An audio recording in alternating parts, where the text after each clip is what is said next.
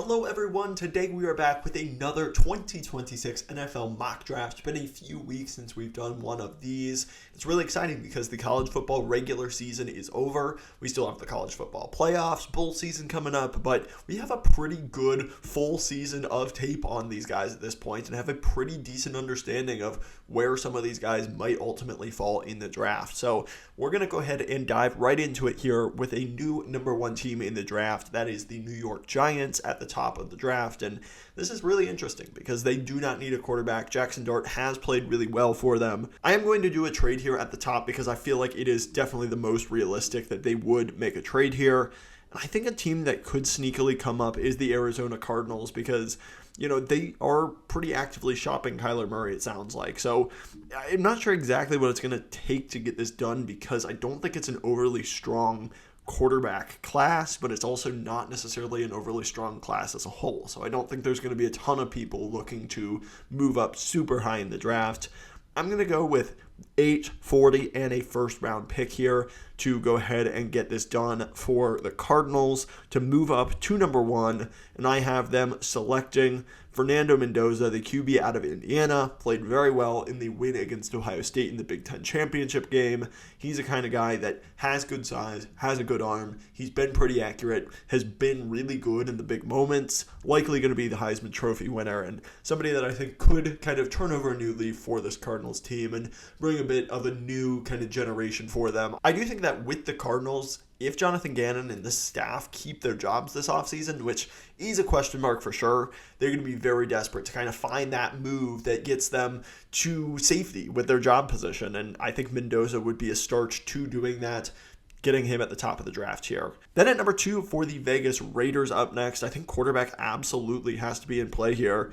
And at the top of this draft, Dante Moore has played really well down the stretch. There were rumors for sure that he was going to absolutely be coming back to school. I think those have quieted quite a lot, and I think there's a very good chance he's actually in this draft at this point.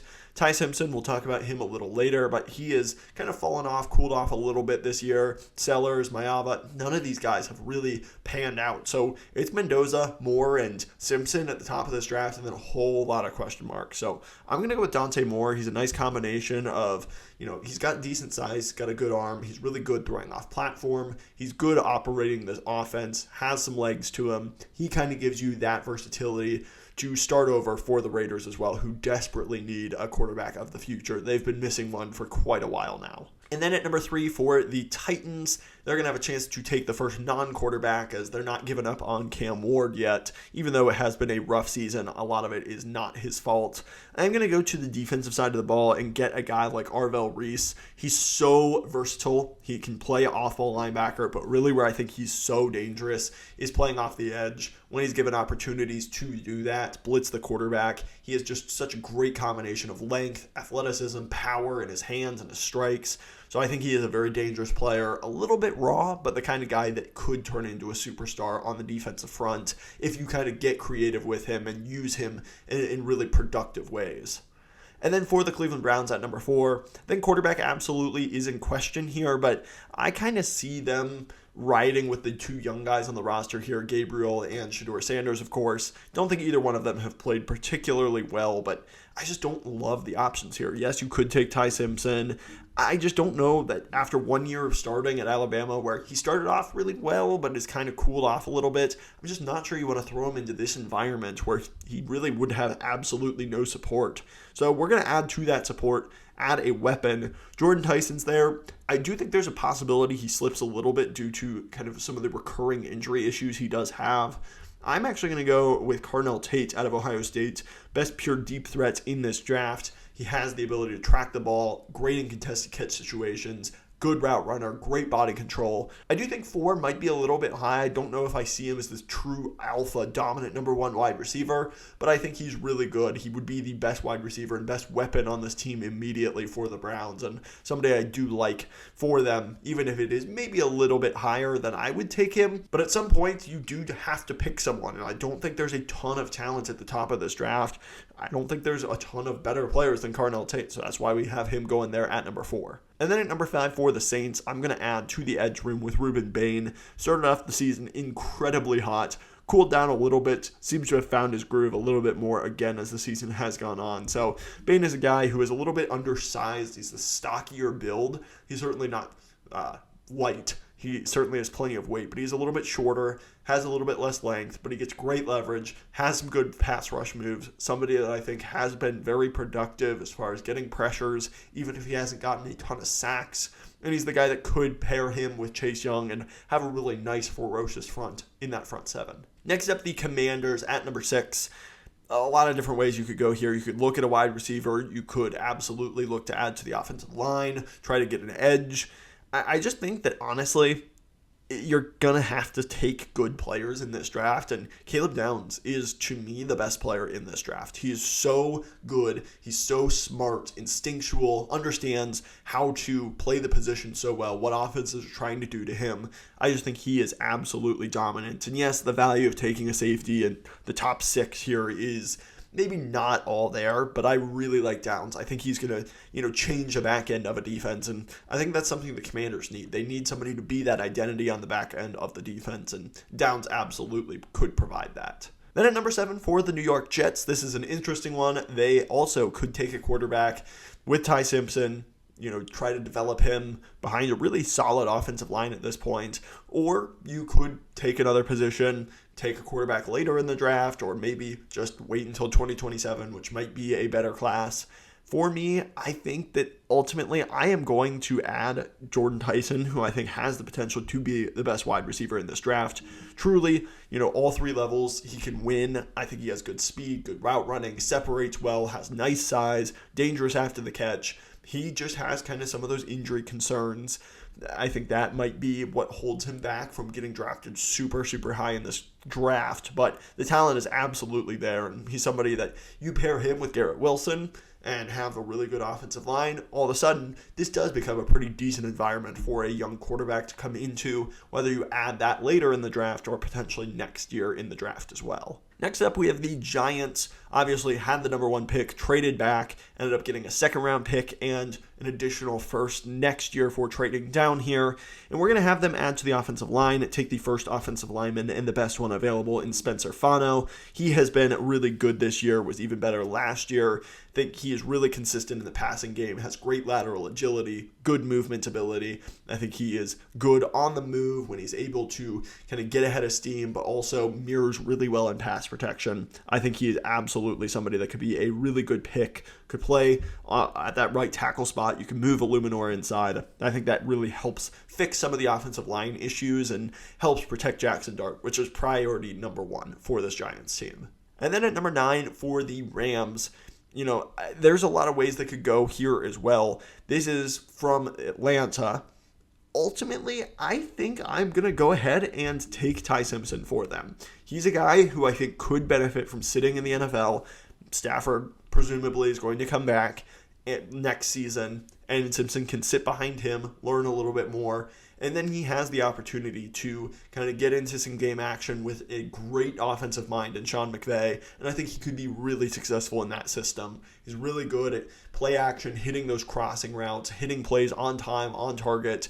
I think, there are some things under pressure that you want to see him get better at. You want to see him be more consistent down the stretch this season. Has a huge opportunity in the college football playoff to show what he is about. But I think Simpson could benefit from sitting.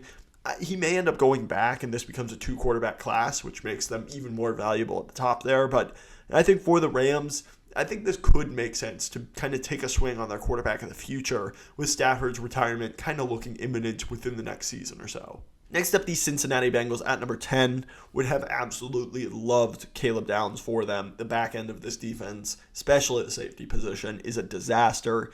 The linebackers are also a disaster as well. I certainly would consider Sonny Styles. He's been fantastic for Ohio State, but at the end of the day, I don't know that they're going to take a linebacker. They just drafted 2 of them, even though they are not playing well at all. I think they may stick to those guys. What they also need is an interior pass rush, and Peter Woods provides that 9% pass rush win rate. He is very productive on the inside, just being a disruptive force. They have nobody on the inside that creates any kind of chaos or disruption, and it just allows quarterbacks to sit tall in that pocket. 6'3", 310 pounds, just 20 years old. He's the kind of guy who could be disruptive, could really allow them to be able to rush the passer more consistently, which is something they absolutely need to do, especially with it looking like Trey Hendrickson may have played his last snap as a Bengal. Next up at number 11 for the Vikings, they've got a lot of things that they can help plug. The offensive line, I think there's certainly places on defense that they can look as well as safety.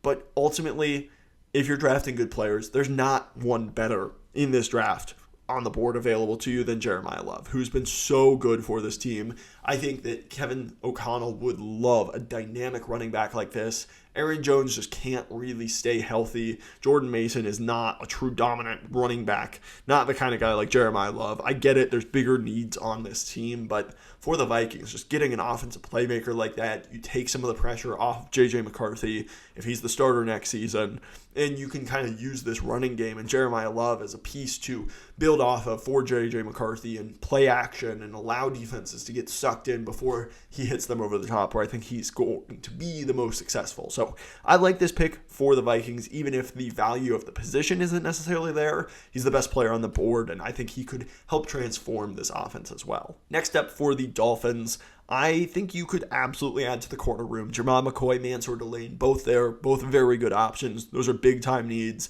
You can add Makai Lemon to play with, Jalen Waddle, presuming that Tyreek Hill is gone. But I really like Sonny Styles, and I do not think he's getting enough credit at all for how good he is playing. Look at this missed tackle rate of 0%, 90.4 in run defense. He's so good coming up, being reliable as a tackler, blowing plays up consistently.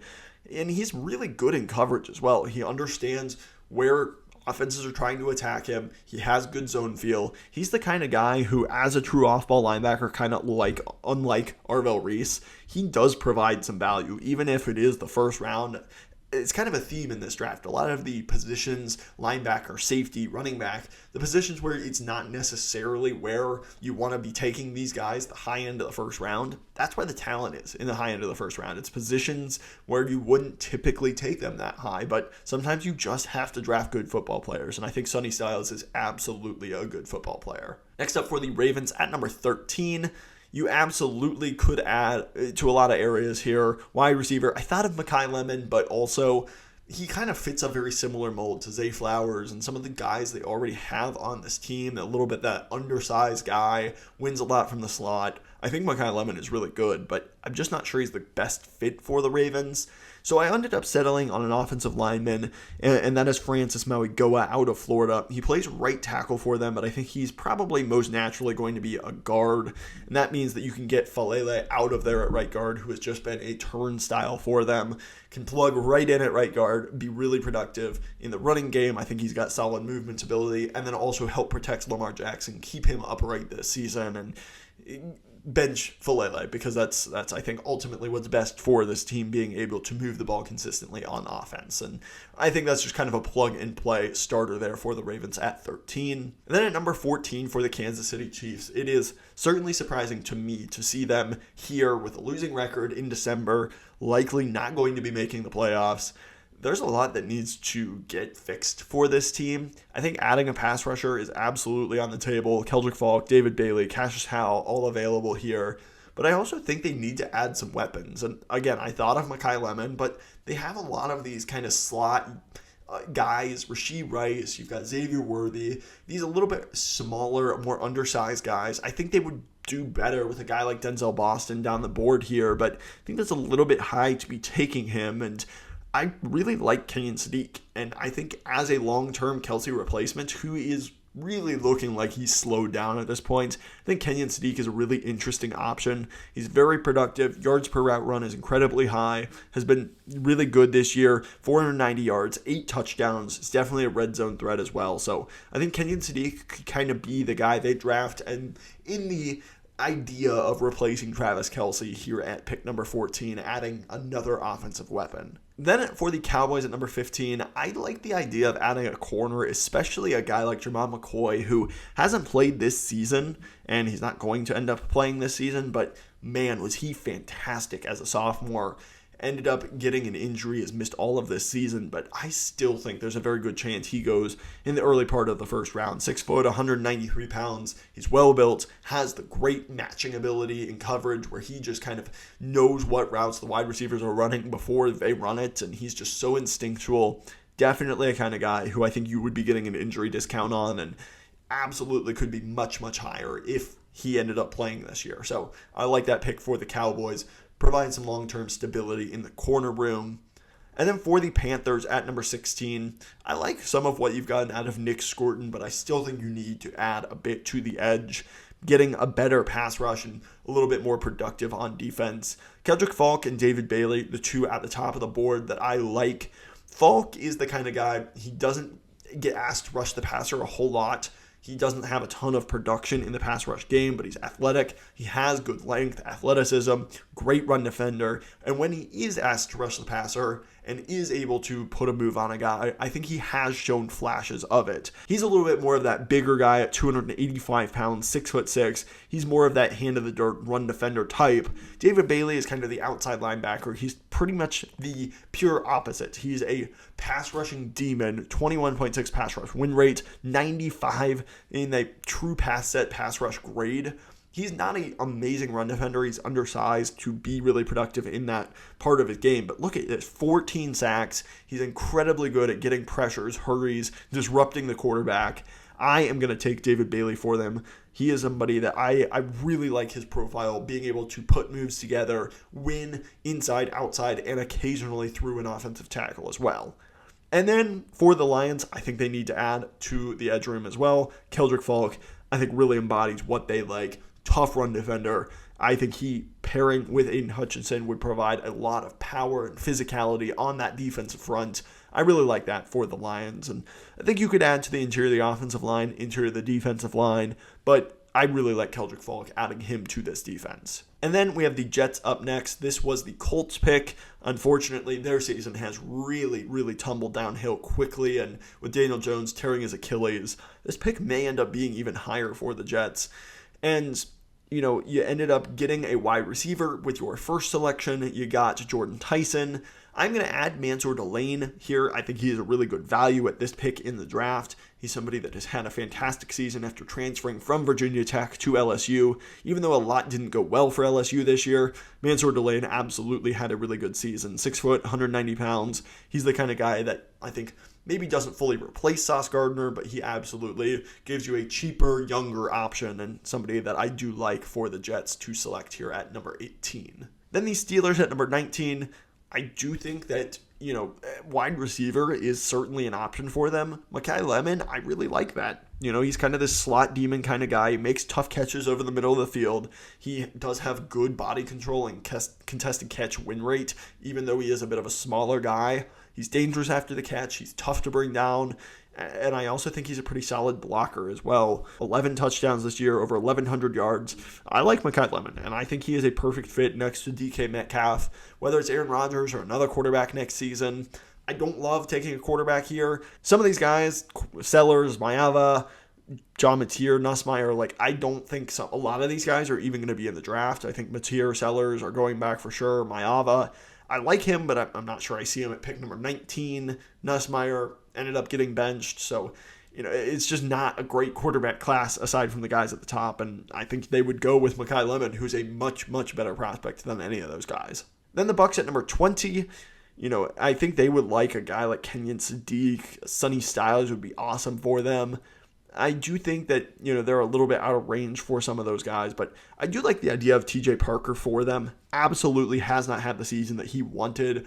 I had him graded as a top 5 pick coming into the year, but even though a lot has gone wrong for Clemson, I still think TJ Parker is a very solid player. 6 sacks, 15.4 pass rush win rate, really good balance between run defense and pass rushing. He's good in a lot of those areas. I just think Clemson really had a bad season as a whole, which has really hurt his stock, but still think he's a very talented player, and I feel like the Buccaneers have done a good job of getting the most out of some of these guys with athletic traits like Yaya Diaby, and I think Parker could kind of be that next guy. Next up for the Texans at number 21, I think they need to add to the offensive line. It's been better than perhaps we expected, but I still think they could add to it. And getting a guy like Vega Ioane out of Penn State, he is a rock-solid guy, has really good pass blocking numbers, very tough to get around. Plug him in at one of those guard spots, and I think he could be a really, really solid option to help protect CJ Stroud and be the kind of guy that, just provides some stability on that interior that I feel like they desperately need. At number 22 for the Chargers,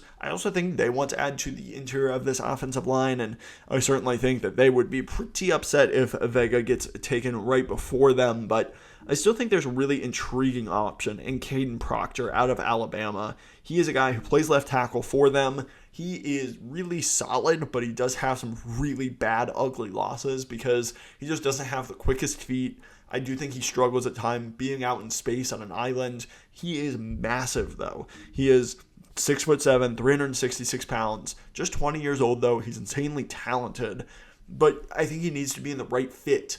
The Chargers signed Mekhi Becton to play guard for them, and I think Kadyn Proctor could play guard for them. Obviously, you already have your two tackles in Joe Alt and Rashawn Slater, assuming they're healthy, but Proctor could slide in at guard and be yes, he's a very tall guard, but he's a really solid option for the interior, in my opinion, because that kind of negates some of his problems out in space, his problems with his feet. He's just really strong, and he's allowed to be big in those areas now, and I think that would be a really good fit for the Chargers at 22. Next up for the Eagles at 23, I think they need to add to the cornerback room. It's definitely been an area that they've struggled a little bit. Quinyon Mitchell, Cooper DeJean have had solid years, but I think maybe not quite as good as their rookie seasons. The other spot, though, I think is a big-time problem, and I really like a guy, Brandon Cisse, out of South Carolina. He is a really interesting guy, wasn't on a lot of people's big boards. Dane Brugler put him in his top 50, and all of a sudden people got eyes on him. And 6 foot, 190 pounds, he's a really interesting player. He's got some good length. He is a guy that, has had a really good season in coverage in the SEC, even if South Carolina has been disappointing. So he's the kind of guy I could absolutely see being a first round selection. And the Eagles like to take guys with, athletic traits and ability within the SEC. And I think he fits that bill really well. Next up for the Bears at number 24, the dream selection for the Bears would be Jeremiyah Love, but they're certainly playing themselves out of that at the moment. I think the running game, though, with Kyle Monangai and DeAndre Swift has been pretty good. The offensive line has developed pretty nicely. The left tackle spot is still a area of question for sure, but I still think that, you have some options there. There's not any I love on the board here. And I absolutely could see them going to the defensive line, where I think that is probably the biggest area of weakness on this team. You have Montez Sweat, who's a solid number 2 type of rusher. You don't have a lot outside of him. And I think you could add to that. And I'm going to go with a guy who fits their mold. Dennis Allen is very specific in the kind of guys he likes. He wants guys with big physical length, ability to be a little bit more of a run stuffer, have kind of more length and physicality to them. Quincy Rhodes Jr., 6'6", 275 pounds. He has been solid as a pass rusher, 7 sacks, but really where he wins is having really good length, athleticism. He's kind of one of those guys that need a bit of development, but he's an absolutely very, very talented type of player, and I could absolutely see him sneaking into the back end of the first round with a scheme fit that I think makes a lot of sense for them. Next up, the Bills at number 25. Defense is absolutely an area that they could address. Taking a defensive lineman, somebody like Kaden McDonald could be really nice to pair with a guy like Ed Oliver, but I really, really like Denzel Boston for this team. I know you have Keon Coleman as kind of your contested catch type of wide receiver, but Denzel Boston, I think, is really good at it. 70% contested catch win rate.